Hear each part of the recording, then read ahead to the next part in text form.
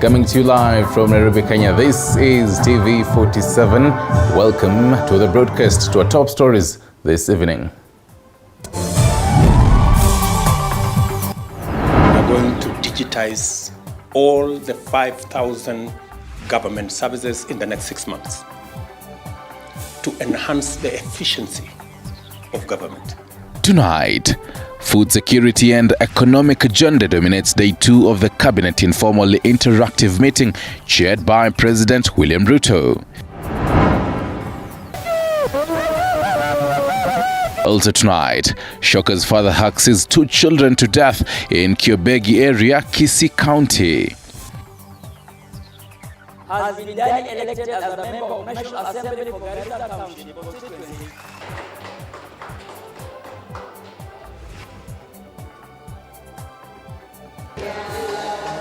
Plus, UDA party takes the bragging rights in the just concluded by-elections after winning the Garissa, Elgeyo Marakwet and Kandara seats. Good evening, this is Friday. Catherine Simaloi is on the sign language interpretation, and I'm yours truly, Stanley Muturi. You can always talk to us on our socials below your screens right about now. Now, to top story this evening, President William Ruto has underscored the need of adapting technology in all government services to eliminate bureaucracy. The head of state was speaking in Nanyuki on day 2 of the cabinet retreat that has prioritized food security, job creation, and digitization of government services on its agenda. Flora Limuki opens our broadcast this evening.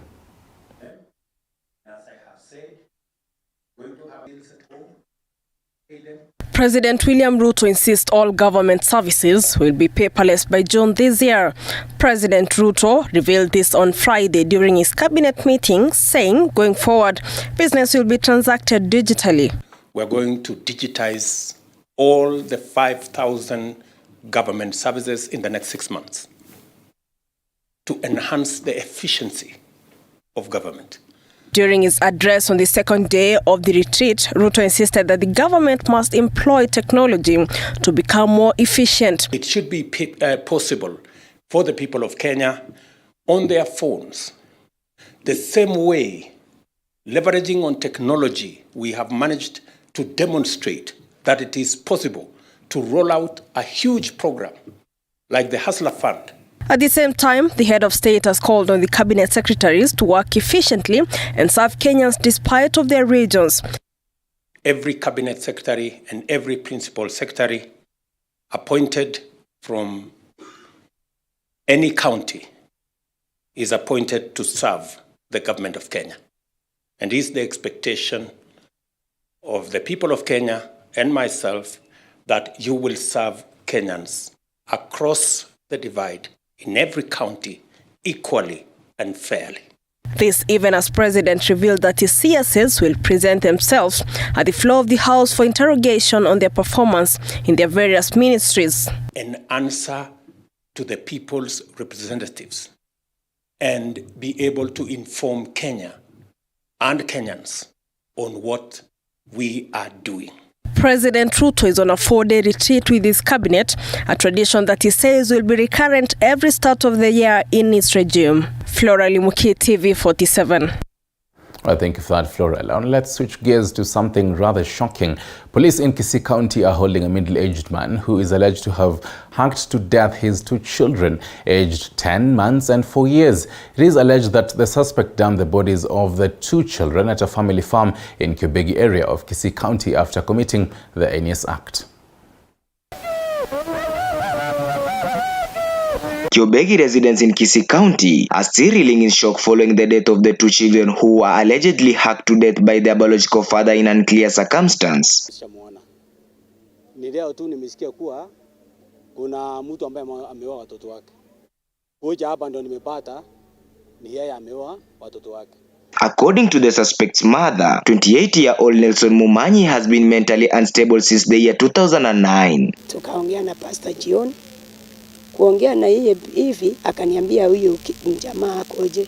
Nikamwambia ako salama naongea, wacha muongee na yeye. Akaongea, tukaomba, tukaenda kulala. Kuna mtoto mwingine ambaye ni mdogo hivi hawezi kuniacha, lakini leo aliniacha tu hivi kidogo. Sasa ndio yeye nilikuwa nauliza ameenda wapi.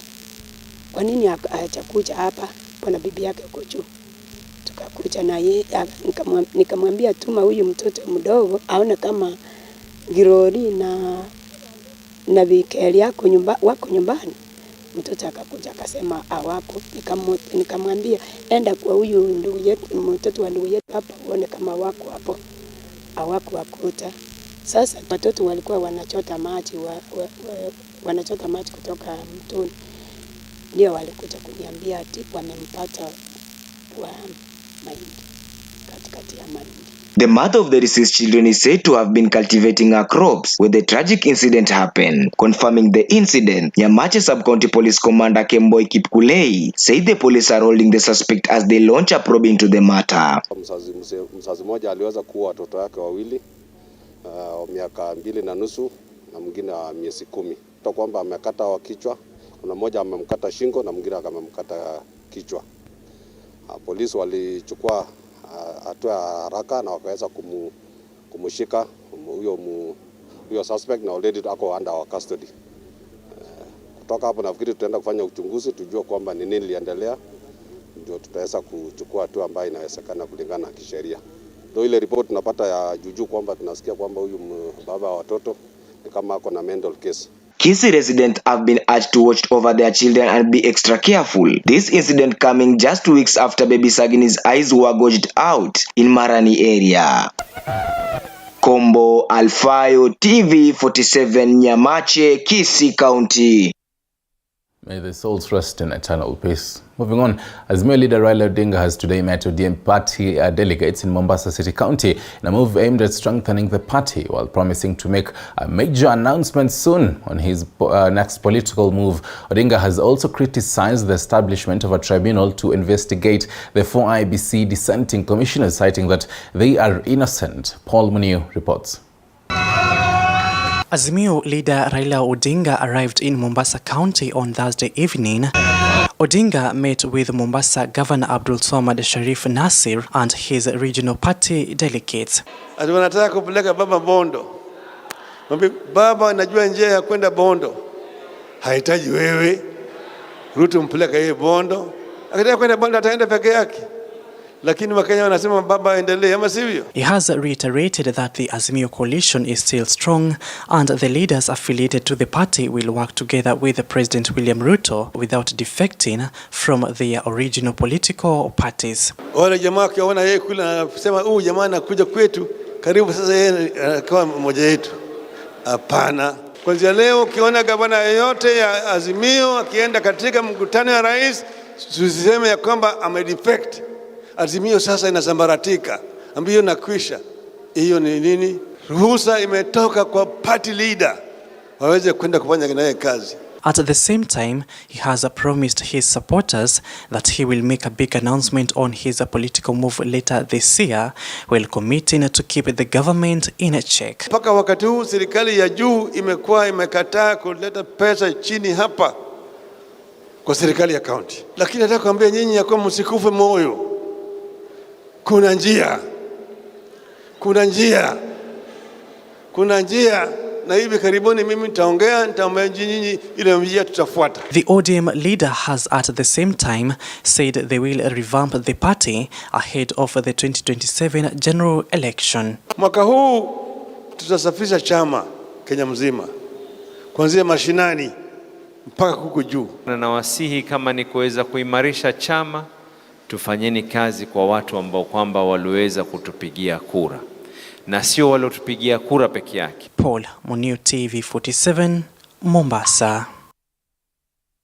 And still on some matters politics, President William Ruto UDA party has clinched the Kandara constituency seat after party candidate Shegun Njuguna won the mini poll. UDA's victory is a stamp of authority for the party in the Mount Kenya region ahead of the party's grassroots polls. Next month, Njuguna's victory has also exposed UDA's soft underbelly in the Mount Kenya region, as Apollo Kamau reports. President William Ruto's numerical strength in the 13th Parliament went a notch higher after UDA candidate in the Kandara by-election Shegun Njuguna clinched the seat, asserting the party's authority in the Mount Kenya region ahead of the party's grassroots elections. Today is a new dawn for Kandara people.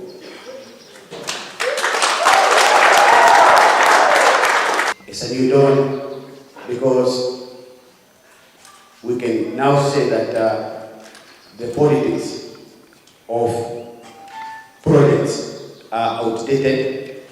They no longer have a place in our democracy. We'll move forward. We have a work to do. In a poll marred by low voter turnout, Njuguna won the mini poll with 21,650 votes, followed closely by his main challenger, Fodasili's Titus Mbuchu, with 14,678 votes, while Lusawa kwa Wote Party, Kibiru PMG Jr. came in third, garnering 1,469 votes. In an election, IEBC recorded a low voter turnout of 33.5%. Tutasihi president na deputy president tukuje hapa tufanye Thanksgiving ya Shege wa Jogona, sababu hatuchukulii rahisi kwamba Kandara people have returned a UDA MP into that position. We don't take it for granted. We want our party to continue being the most popular seat, and therefore we wanted to show the people of this republic that UDA iko na iko kuka Murang'a County, Kandara constituency. Chege's victory was an upset to Water Cabinet Secretary Alice Wahome, who was backing Fodasili's Titus Mbuchu, drawing the ire of the region's UDA party leaders, who warned her to keep off Kandara's politics. Na Murang'a County sio the Ministry of Water. Azurule mahali kwingine tuona akirudisha siasa hapa mashinani, tutafanya mtu hapa mashinani. She's a CS, she's not a village plumber.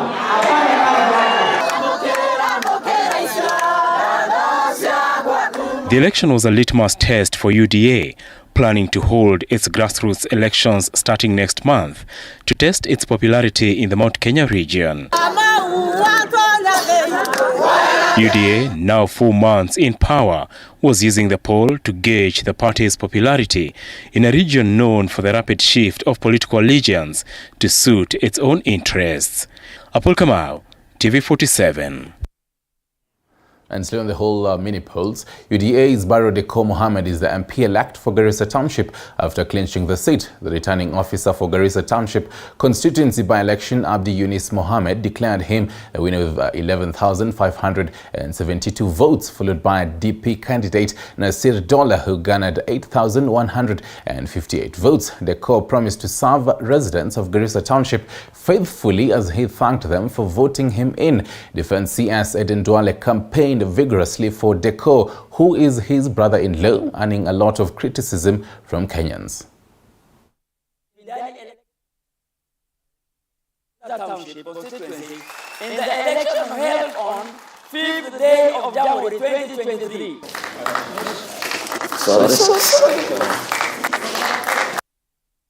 And William Kipsang is the new senator-elect Elgeyo Marakwet County. The UDA candidate garnered 41,378 votes, with Tim Kipchumba of the PPD party emerging second with 38,151 votes. Dennis Otieno with more. Moi, having garnered the highest number of votes, 41,378, is hereby duly elected as the Senator for Elgeyo Marakwet County.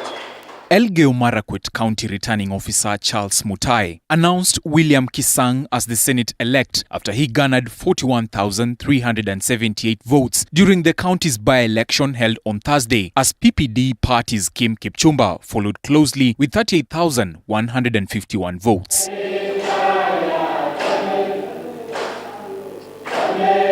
The Elgeyo Marakwet County senatorial position was left vacant following the resignation of Kipchumba Murkomen after he was appointed Roads, Transport and Public Works Cabinet Secretary by President William Ruto in October 2022.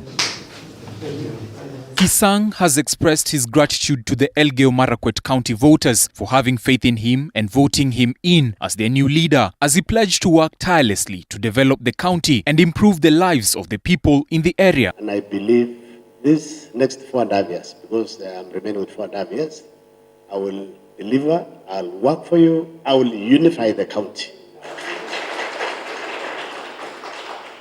I will unify because there are issues, 1 or 2 issues within the communities, but I'm normally a peacemaker. The candidates who were defeated by Kisang conceded defeat and promised to work with the new senator. Murkomen and Nandi County Senator Samson Cherargei congratulated Kisang for his victory earlier today. Kisang's victory has added to the number of UDA party members led by President William Ruto to 33 in the Senate, a situation that gives the ruling party an upper hand. The seat had attracted 6 candidates, 4 of whom were endorsed by various political parties, while 2 were independent candidates.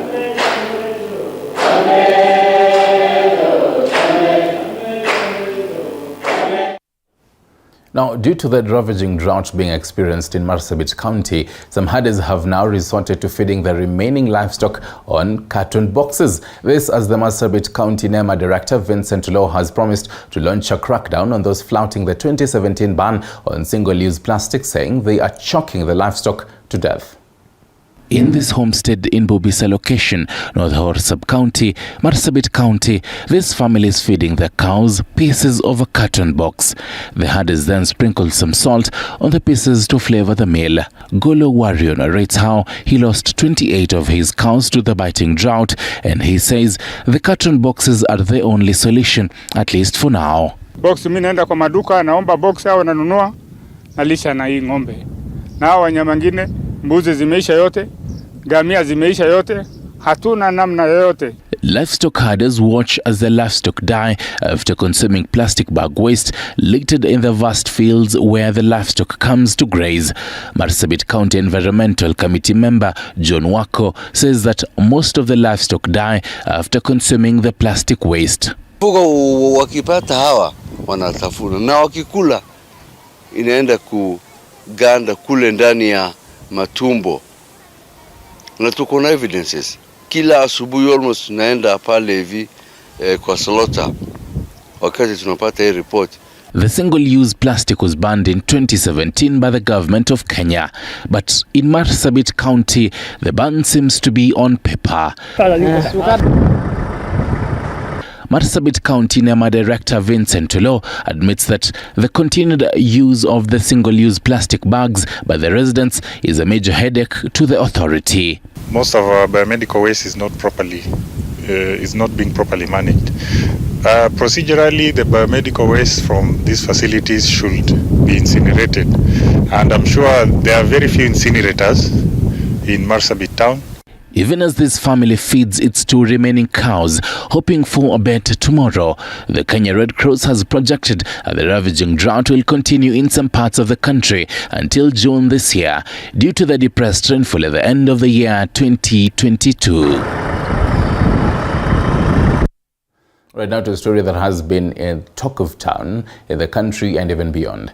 Police in Uasin Gishu County are investigating the death of young fashion designer and LGBTQ+ activist Edwin Chiloba after his body was found dumped in a metal box by the roadside in Lodo Town. And as Elizabeth Atenona reports, the family of the deceased has urged the police to intensify investigations on the matter and ensure the perpetrators are brought to book.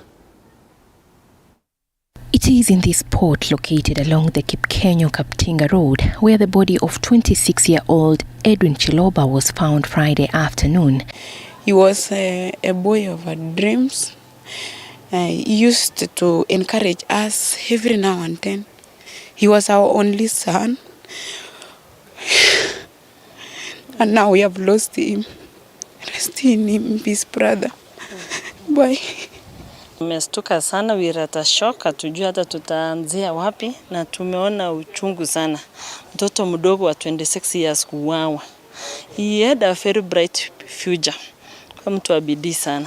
It is an incident that has angered Kenyans both on and offline as questions abound on the motive for the tragic murder, which left the body badly mutilated with eyes gouged out. Vile niliona mwili, nilikuwa mtu wa kwanza kuangalia mwili, na chenye kitendo alichofanyiwa ni kibaya sana, because aliwekewa socks kwa mdomo kama 2, macho imeng'olewa, Unaona kweli alifanyiwa kiunyama mbaya sana. On that at first I was with him. Mimi huwa nafanya tamasha. Alikuja huko kuruka mwaka, and that's when we meet with him.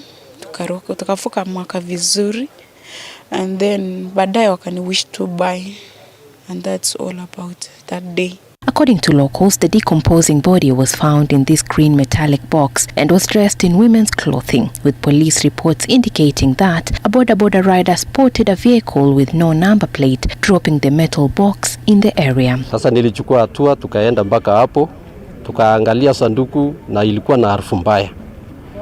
Tukashuku lazima kuna kitu mbaya kwa hii sanduku. Kachukua hatua, tukapigia chief wa area yetu Simat, na chief akachukua hatua, akatuma askari.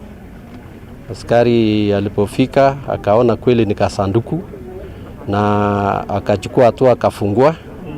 Kuona ndani tukaona mwili ya mtu na ilikuwa imeoza. Wakati walifungua wakaona mwili, ilikuwa ni mwili ya mwanaume, na pia ni kama hiyo mwili si ya hapa. Wakati waliona vizuri kuangalia sura na kujaribu kuangalia area, ni kama hiyo si ya hapa, ni kumaanisha ni kama ni murder that took place in another place, ikakuja kudampiwa hapa. Edwin's family has strongly criticized the incident, further calling on the investigating bodies to probe the matter and apprehend the culprits. Alikuwa tu anaonesha ako na bright future, ako determined, na kwa kweli mwenye alifanya kitendo hicho, sisi tunaomba Mungu aweze kumfichua na amulipishe kabisa. The body has been taken to the Moi Teaching and Referral Hospital for postmortem examination. The late Edwin Chiloba was a celebrated LGBTQ activist, a model and entrepreneur in Kenya. He was also vocal about his mission to fight for marginalized people and promote inclusivity. Elizabeth Atieno, TV 47. Right, moving on, multi-agency team led by Kenya Defence Forces have held a meeting today in Chemolingot village, Tiaty constituency in Baringo County, to chart a possible approach to put an end to the runaway insecurity in the region. And as Wanji Sostin reports, the team says it will use dialogue and engage the community to put an end to the incessant banditry attacks that have dogged the region for decades. A multi-agency team of the Kenya Defence Force, National Police Service, local security leadership and leaders have today held a meeting in Chemolingot, Tiaty constituency in Baringo County, to find a lasting solution to the runaway insecurity in the region. Led by Major General David Itarusu, who is in charge of command in West Region, which consists of Western, Nyanza and Rift Valley, said the KDF and multi-agency will use a different approach other than forcing bid to tame banditry. Wherever we have had cattle rustling in North Rift, all the time there have been calls by everybody that we need the KDF, we need the police. And what we have been doing is we have been conducting security operations all through. That is what we have been doing all along. But now we want to come up with a Marshall Plan that will include different action plans. For example, we want the political line of action. We want to bring in the socio-economic line of action, where we try to understand issues to do with social economy. He noted that through development strategies such as agriculture, nomadic schools, roads constructions, they will restore security in the region and ensure lasting peace. Priority is we continue putting the security issues as a priority, and then we bring in now the socio-economic issues. That is issues to do with introducing issues like irrigation, digging boreholes and water pans and dams, so that there is water and pasture for the communities, so that they are not moving from location to location. We open up the roads, all these roads that is going towards Turkana and West Pokot and to Nakuru. Tiaty Member of Parliament has lauded the move, saying it will bear fruit. There is a political will to develop this place out of the current problems, and I'm extremely positive that so many things are going to happen to help bring this place up to speed with the rest of the Republic. Previous approaches have not beared any fruit, but now I think coming together, sitting together, reasoning together, talking together, sharing together, doing development together, and reaching out these people, let's say the youth from 15 years. Baringo residents have experienced the runaway insecurity for close to 4 decades, now with the areas mostly affected being borders of Baringo North, Baringo South, and Elgeyo Marakwet along River Kerio. Wanji Sostin, TV 47.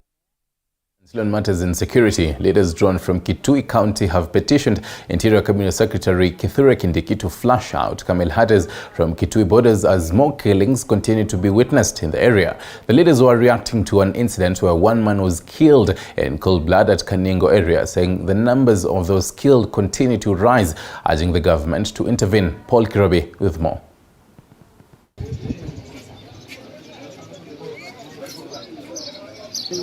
The Interior Cabinet Secretary Professor Kithure Kindiki is also facing another daunting task following the runaway insecurity on the border of Mwingi North and Mwingi Central constituencies. Leaders in the area appealing to the government to intervene to end the animosity at the border. This coming just a day after a man was killed in cold blood in Kaningo area. Residents accusing Somali herders from neighboring Somali for the killings. Katakato na Wasomali anaitwa Ngomo Kithei na akaibiwa mbuzi wake over 200 plus. Na hiyo mbuzi hata saizi tunapoongea hawanja rundi, wamepatikana tu mbuzi 89. Na kuna kijana wa ndugu yake ambaye alisuspectiwa kwamba alihusika kuuza nyama ya ngamia. Saizi tunapoongea hiyo siku ambayo huyo mzee alikatwa na tukamkimbiza hospitali na mbuzi wake wakawa wamepotea na hao wa Somali. Huyo kijana alishikwa saizi tunapoongea Koyela. Kama mtu ni Minister of Defense anafaa kuwa mstari wa kwanza kuleta amani Kenya. Kwa hivyo tunasema tuwale na wale wengine maafisa wakubwa wako kwa serikali ambao ni wafugaji wa ngamia, watoe ngamia zao Kitui wapeleke mahali pengine. Na kama ukame kwao kuna ukame, hata huku kwetu kuna ukame. Wauze ngamia, mvua ikirudi watanunua ngamia nyingine. Hiyo ndio mimi nasema. Residents of Saikuru, Kaningo and Kamudhanga now want Professor Kithure Kindiki to flush out camel herders grazing their livestock at Kora National Park and Mwingi National Game Reserve due to the runaway insecurity in the area, a situation that has forced them to camp outside their houses to secure their property. Sai soko imefungwa hapa. On 23rd, schools shall open. Mko na pesa ya kupeleka watoto shule? Hakuna. Hii soko ndio inawalisha. Juzi mmefunga soko ya Kamari. Wananchi lazima waendelee na maisha yao. They say that the herders are deliberately grazing their livestock in private farms and are using guns to scare them away. Kusikue na binadamu kwa hiyo game reserve. Na wale wanyama wanatikana pale ni either dik ama squirrel ama rabbit. Kusikue na mbuzi, kusikue na ng'ombe, kusikue na ngamia. The leaders say that if the national government fails to take action and flush out the herders, they will mobilize locals to safeguard their properties. Paul Kirobi, TV 47. Right, 28 minutes past the top of the hour. This is Friday. Stick around for more.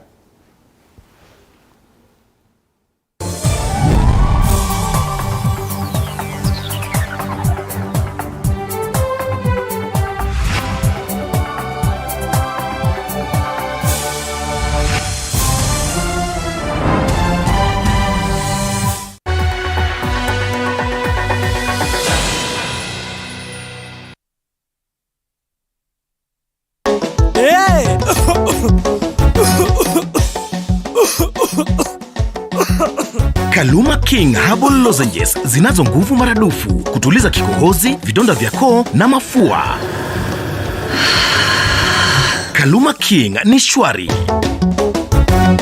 Tika mama huyo muharifu kaiba kuku zangu, vifaranga wangu na mayai zote pia kabeba. Haya, tika mama huyo. Maumivu yakizidi, muone daktari. The secret to an instant glow and spotless skin. Acne C10 is a 10% pure vitamin C serum that effectively fades dark spots and clears dark patches. With a unique formulation, it is quickly absorbed deep into the skin to give optimal results. Acne C10. 10% pure vitamin C serum, safe on all skin types.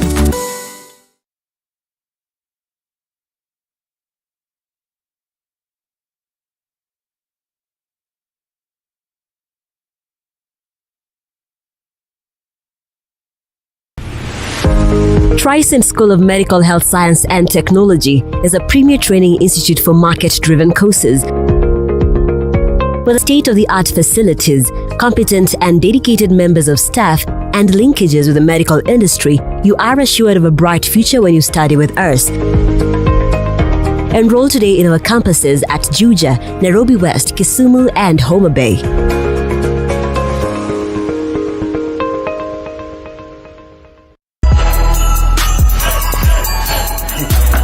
Usienda nayo huko ndani, unaacha hapo kwa luggage ndio uingie.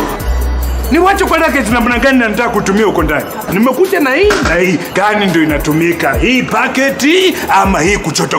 Kwani serious hii? Bwana wacheni mchezo bwana. Nini? Karibu customer. Hizi bidhaa unaziacha pale kwenye luggage ndipo ufanye shopping kwa supermarket yetu. Kuchota ni kufanya shopping pekee. Ni kufanya shopping. Na Hetia Supermarket ndio best. Kwa mara nyingine tena, Hetia Supermarket inakuletea chota kuchota na Hetia Supermarket. Kushiriki shindano la chota kuchota karibu nawe Kitale, Bungoma, Eldoret, Kakamega, Kisumu, Busia, Naivasha, Limuru, Nairobi, Thika, Nyeri, Meru, Chuka na Maua. Nunua bidhaa ya shilingi 600 na zaidi na utapewa raffle ticket. Jaza vizuri na utumbukize kwa sanduku iliyo mlangoni. Utakuwa umeingia kwa draw ya kujishindia zawadi Daihatsu Mira, pikipiki 21 aina ya TVS, 1130 school fees, TVS, shopping vouchers na vingine vingi. Basi, ni huku. Saidia mimi. Chota kuchota imethaminiwa na Kiwi Bacon, Savannah Juice Fruit Vial, My Choice Hand Wash, Zesta Choco Primo, Ketepa, Blue Band, Aramco, Oven Fresh Bread, Nivea, Silent Night Mattresses, Coca-Cola pamoja na Hisense. Shindano hili limeidhinishwa na BCLB permit number 002816. Sheria na masharti kutumika. Chota kuchota na Hetia Supermarket, na hii motokaa gari smart kabisa inaweza kuwa yako. Unangoja nini? Ingia, fanya shopping yako Hetia Supermarket, uchoto kuchote na hii kari, hii motokaa inaweza kuwa yako. Mtu anaweza pesa kwa boost. Hetia Supermarket, a world of choice. Imagine starting your academic journey here at the foot of Mount Kenya. A place where you can call home.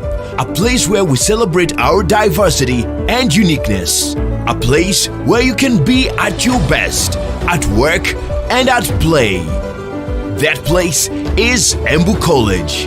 There's no better place to make the difference than Embu College. Karibu Embu College, where a holistic education matters.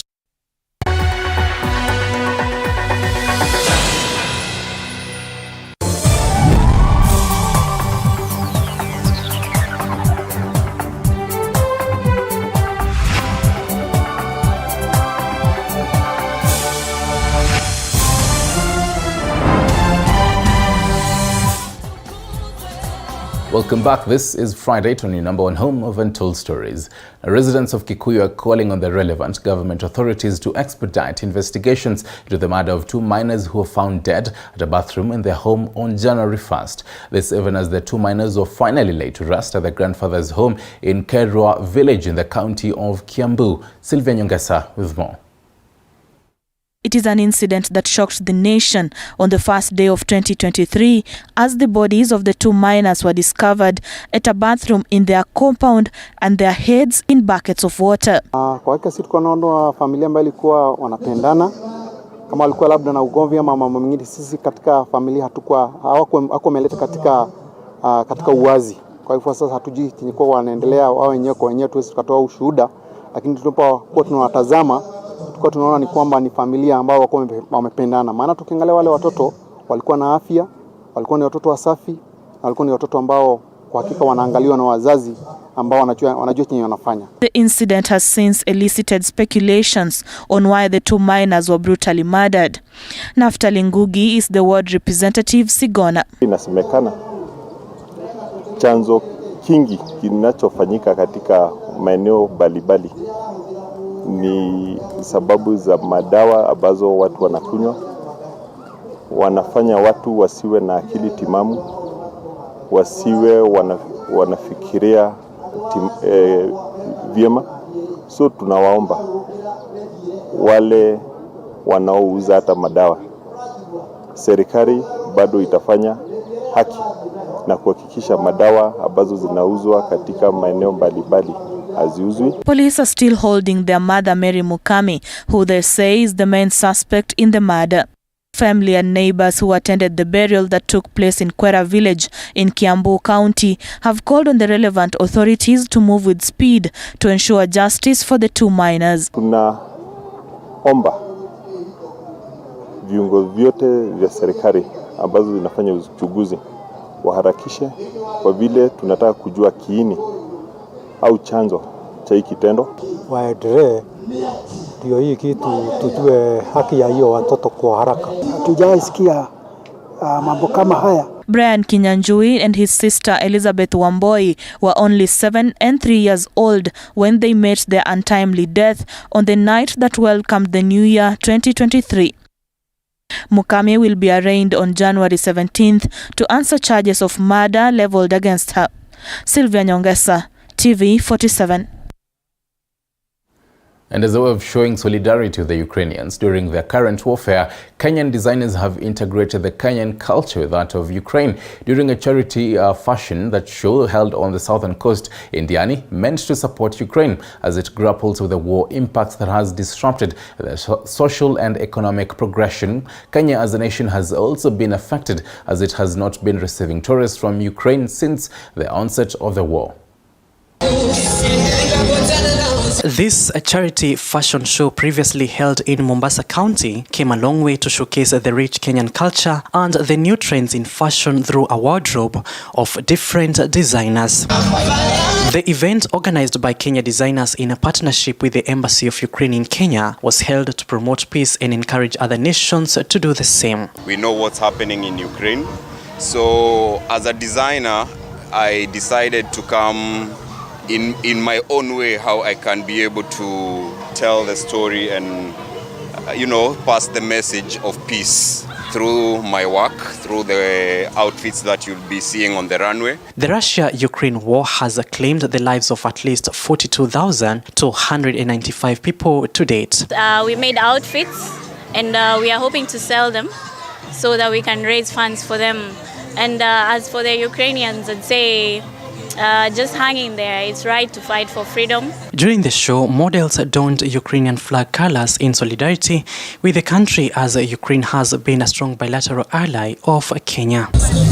Representatives from the Ukraine embassy expressed regret that Kenya was unable to receive Ukrainian tourists during the holiday season due to the restricted travel, and hoped for harmony in the new year. I am so pleasant to do a statement that south coast of Kenya, especially Diani, is so packed these holidays, but unfortunately without Ukrainian tourists, because in Ukraine we have a war. We can't fly, our people can't traveling, we are fighting.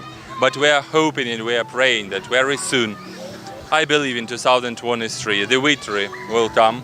We will defeat our territory, and again we will continue working on strengthening the ties in all fields, including tourism, which is extremely important for both Kenya and Ukraine. And with schools closed for holidays, many youngsters as young as 5 years in Mombasa have embraced modeling classes, which, according to Cynthia Majala, one of the modeling mentors, will keep them busy while improving their self-esteem. It's good to be able to take our kids to places so that they can be able to develop in their talents, you can be able to coach them in what they want to do. Majala encouraged the youth to join the exciting fashion and modeling industry to combat unemployment in the country.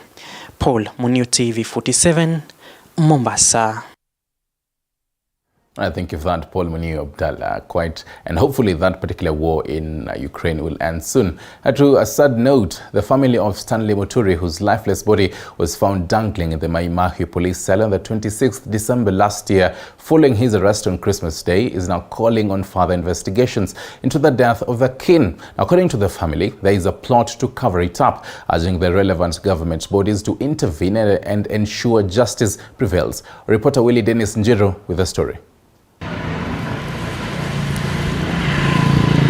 Camped outside the Naivasha Referral Hospital mortuary before the commencement of an autopsy, grief and agony as family members of the late Stanley Muturi, who is alleged to have taken his own life in Mai Mahiu police cells, await the doctor's post-mortem. Police station ni safe, hata watu wakipatikana wamefanya makosa, wakibishwa na umma ama mob justice.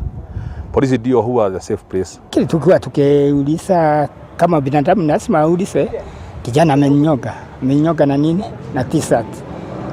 Kweli t-shirt ni sio kubwa namna nifungilie pale na iwaso kitu ya kuninyonga. It is alleged that a similar incident occurred in the same police cells in 2018, with human rights groups here accusing the police of abusing their own power. Si mara kwanza raia anapatikana amekufa pale Mai Mahiu police station. 2018 pia kulikuwa na kisa kama hicho, ambaye dada moja ambaye alikuwa anautumiwa kwa kuuza pombe haramu ya chang'aa alishikwa na mapolisi na kupelekwa pale na asubuhi yake kupatikana amekufa. Mama yao alifariki dunia wakiwa wadogo. Ni mimi nimewalea na bwana wangu na baba yao, na tena nake baba yao akaaga nikawachwa na watoto hawa. Stanley was laid to rest Thursday at their home Kimende, Kiambu County, even as a red alert is raised by the human rights activists after another victim died under unclear circumstances at a police cell in Kilifi County on the 2nd of this month. We are calling upon the Inspector General of Police to take stock of what is happening in police stations, to ask himself if indeed the police and its institutions are really protecting the lives of individuals. Pale ambapo Muturi alikufia ni kama inaonekana kulikuwa na compromise ile scene of crime, ambayo tungetaka hapo ifuatilie zaidi kuonyeshana ya kwamba who facilitated him to actually kill himself. This as President William Ruto maintains that his government will not tolerate extrajudicial killings in the country. Nigeuka mkono wito uliotolewa na rais wetu hivi karibuni aliposema uchunguzi ufanywe kwa kina kwa watu ambao wamekufa kwa njia ambayo inahuzunisha sana. Reporting for TV47 from Naivasha in Nakuru County, I'm Willie Dennis Njiro. And it may be a new dawn for Lodo street children after well-wisher gave them shelter, education and hope at the Lodo Rescue Center. The young girls and boys have been spending nights in the cold, dark streets of Lodo Town scavenging for food. And as a reporter Kitio Mika Masai reports, the residents say the move will bring down cases of insecurity as the street urchins have been accused of breaking into shops and stealing goods. This is Lodo Town. Residents here say that the number of street children has increased as most of them have families. Young girls and boys between the age of 5 to 15 years are all over the streets. Njaa wazazi wawezi huku kwetu tunajua ukame. So wazazi kumudu hiyo chakula ya asubuhi na jioni na mchana inakuwa ni ngumu. Hatujajua kwa sababu gani, labda ni njaa ama ni jambo gani. Wengine wanakuwa beggars, wengine ndio bado wanatembea town, au ni wale bado ni wadogo, lakini tunashukuru kwa wale wakubwa wale wamepelekwa kwa mashule. Duncan Omondi, a pastor and founder of Lodo Rescue Shelter, say the purpose of the rescue is to rehabilitate, reintegrate and re-socialize the street children because they have the potential to change their lives. Our purpose is to rescue, rehabilitate, reintegrate and re-socialize these children. We believe they have also potential to change in their lives. Omondi say they are targeting 300 children because some of them are going through tough situations. We are targeting to start with 100 children. Already we are above our numbers now, and all these children are going to be taken care of. Turkana residents have been raising an alarm over the swelling number of street children and families in Lodo Town and have applauded Pastor Duncan for the noble initiative. Na tunaomba pastor aendeleshe hiyo kazi kwa sababu hiyo inakuwa ni watu wachache wanafanya. Wengi wawezi fanya, lakini hiyo ni mwito na ni roho mtu anafanyanga na roho yake. Aendelee na hiyo usaidizi na hii kaunti yetu ya Turkana. Pia serikali yetu ya kaunti ya Turkana ijitokeze. Naunga huu mtu mkono kabisa kwa sababu amejitoa kusaidia ili ukora ifungue kwa hii town. However, some of the street children say that they would like to go back to school. Anatamani sana kurudi shule sababu nimekaa sana bila kuenda shule kwa muda tangu corona ikuje hadi paka saa hii. Nashukuru kuenda shule. Nimetamani kwenda shule kwa muda sana lakini sina uwezo. Ukinisaidia pastor, Mungu atafungua milango yako yote sana kabisa. Rudi shule nisome, alafu pia naye wazazi wangu pia wapate chakula. Reporting for TV 47 from Lodo Town, I'm Kitio Mika. Well, many thanks for that, Kitio Mika. Following the swelling cases of insecurity in Trans Nzoia County, a joint security committee involving the national and the county government has come out to assure residents on the security, saying that they have put in place measures and strategies to curb cases of insecurity in the area. Reporter Isaac Famba with the report. Cases of insecurity continue to rise in Trans Nzoia County as a situation that is attributed to the rising tension between residents and businessmen who have been greatly affected. Lives and millions of shillings have been lost following the runaway insecurity in the area as perpetrators use motorcycle and AK-47 to terrorize locals, with some cases recorded on CCTV.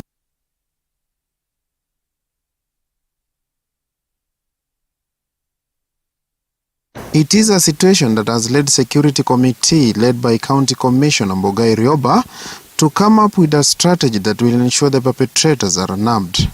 Tumesema kwamba sisi tuko tayari kutoa escort ya bure kwa wafanyabiashara wasitoke na pesa wenyewe kwenda pale kwenye sehemu za kuweka hizo pesa. County Commander tumezungumza na pamoja na governor, tutahakikisha kwamba wafanyabiashara hao wanapewa escort ya polisi. Trans Nzoia County Governor George Natembeya has issued a warning to the perpetrators, saying that the government is vigilant and will ensure locals their safety. Wale ambao labda wanafikiria kwamba kuna njia rahisi ya kupata pesa, ya kwamba jamaa amekuja ameiba mara moja mara mbili, anataka kuiba mara tatu, wengine wafikiri kwamba hiyo ndio njia ya kufanya biashara, hapa Kitale ya mambo hayapo. Ukiona mtu anafanya tabia kama hizo mara nyingi, vile mimi najua ni kwamba appointment yake na Mwenyezi Mungu kule juu ni kama inakuwa signed. Ni kuitwa, anaitwa, anang'ang'ana kuenda. Na tutamsaidia, ndio jukumu letu. Kama anataka kusaidiwa kuenda, atasaidiwa tu, aende, ile wale wengine ambao wanataka kuishi wafanye nini? Waishi. Meanwhile, IPO has been urged not to interfere with the work of police officers in the area to ensure they perform their duties perfectly. Na maofisa wetu tumewaambia as long as